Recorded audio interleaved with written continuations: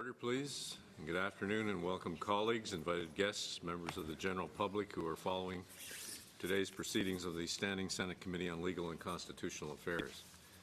Today we are continuing our consideration of Bill C-16, an act to amend the Canadian Human Rights Act and the Criminal Code. And with us today for the first hour are Gad Saad, Professor and Chair in Evolutionary Behavioral Sciences and Darwinian Consumption at Concordia University, and Taryn Meyer. Ms. Meyer, thank you both for being with us today. And Professor, I believe you're going to lead off. The floor is yours, sir. 5 minutes. Hope you are aware of that. Thank you very much, Mr. Chair.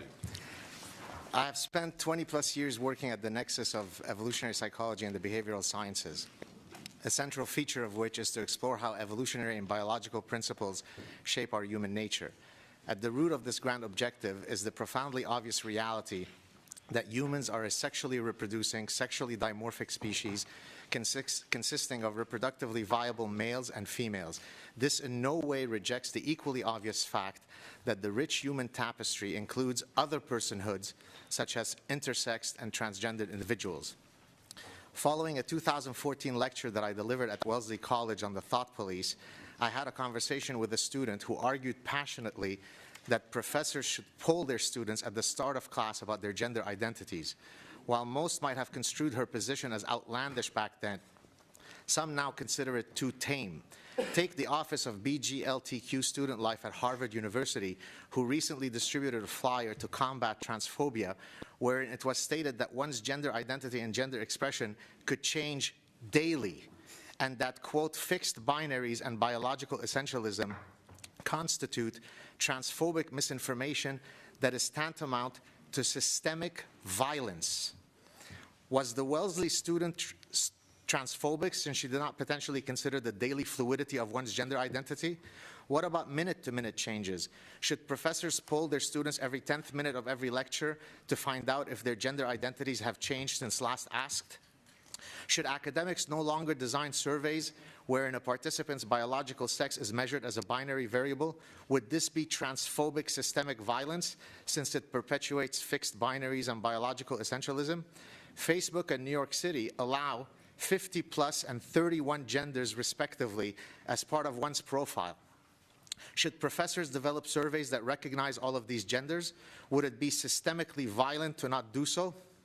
Should evolutionists no longer explain how sexual selection works, namely the fundamental process by which sex differences evolve? This mechanism recognizes two sexes, and hence it might, quote, disenfranchise those who reject fixed binaries and biological essentialism. Bottom line, foundational tenets of evolution might be construed as might be construed as legal transgressions under Bill C-16. So evolution itself might be a transgression. Ongoing governmental efforts are pushing for a gender-neutral society to cater to an extraordinarily small number of non-binary or non-gendered people who feel marginalized at having to provide their biological sex as part of their profiles.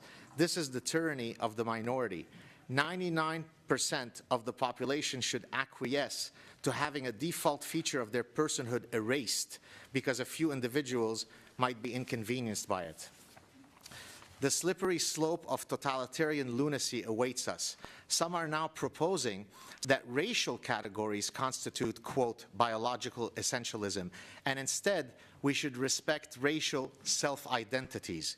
This is known as transracialism, as per Rachel Dolezal, who was born white but who self-identifies as black. How long before the government tables legislation to combat bigotry against the transracial? What about fat phobia? There are many more Canadians who are overweight than transgendered, and the collective abuse that they experience is sizable. Should the government legislate such hate? The road to hell is indeed paved with good intentions.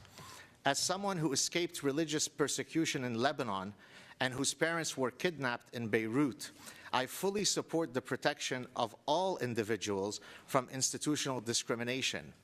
That said, I am weary of the ethos of victimhood that has parasitized our culture. The operative motto is not, I think, therefore I am, but I am a victim, therefore I am. I refer to this condition as collective Munchausen, namely the pathological quest for sympathy and empathy by proclaiming victim status using identity politics and intersectionality. People have the right to live as equal citizens under the law. They do not have the right to demand that their identities be coddled and celebrated, lest they might otherwise get offended. Thank you. Thank you.